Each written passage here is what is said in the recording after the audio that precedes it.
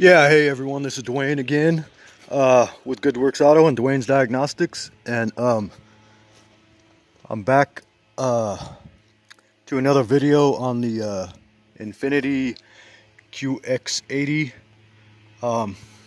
Actually just got the starter out a few minutes ago.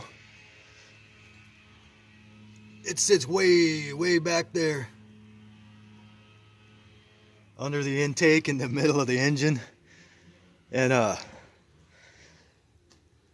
don't know, it's actually not a real easy one to replace, so for any DIYers, if you're not real able-bodied and have a good back and good neck and good knees, I don't know if I'd honestly recommend replacing it yourself. But there's the intake right there. But I hooked up the old starter to test it.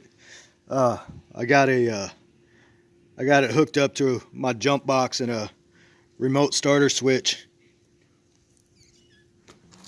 And I'll show you what it's doing.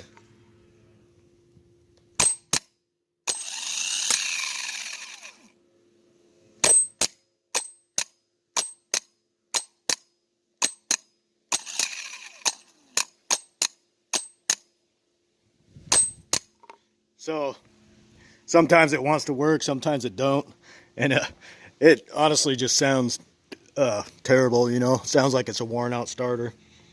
So I'm gonna hook up to the new one and see what it does. All right, so I'm hooked up on the new starter, and I'll show you what it does.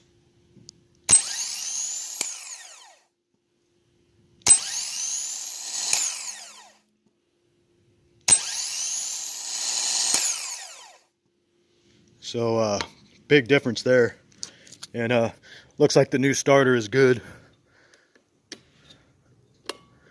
So I just wanted to show everyone that for anyone interested.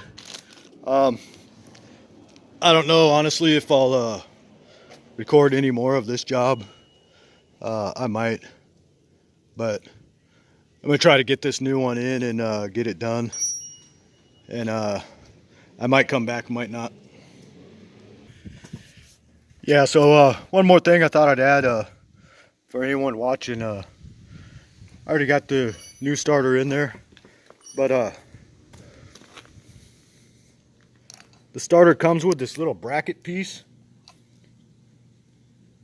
that actually attaches to the terminal there, and then there's another bolt that goes through here, and then this is where the positive battery cable actually connects to. But when you're going to take the old starter out, for anyone that's doing this themselves, it's well, I can't say much easier, but definitely easier if you take this bracket piece off.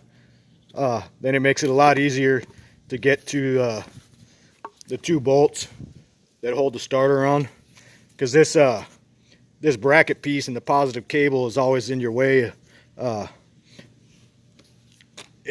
getting to these two bolts.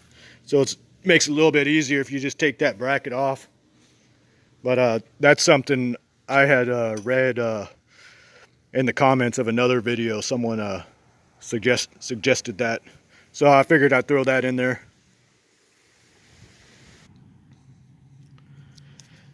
Yeah, so I'm not sure how well this will show up on camera, but man, looks like this engine has some serious carbon and maybe some like leaking valve seals or valve guides. This cylinder's really oily. I don't know if it's showing up on the camera very well.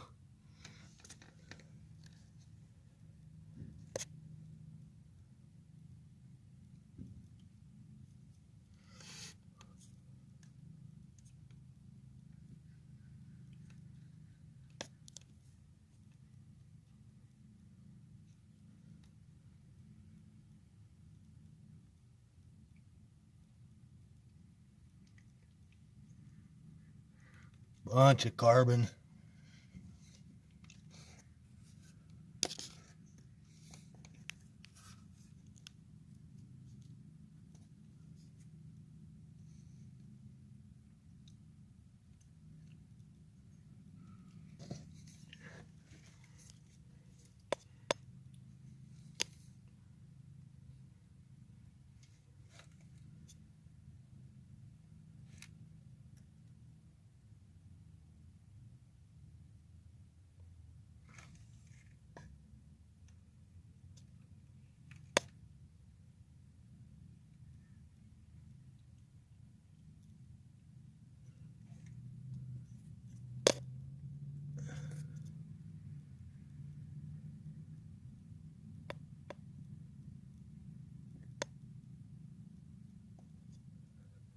So I'm not sure how well any of that showed up on the camera, but that's kind of interesting for me to see, because I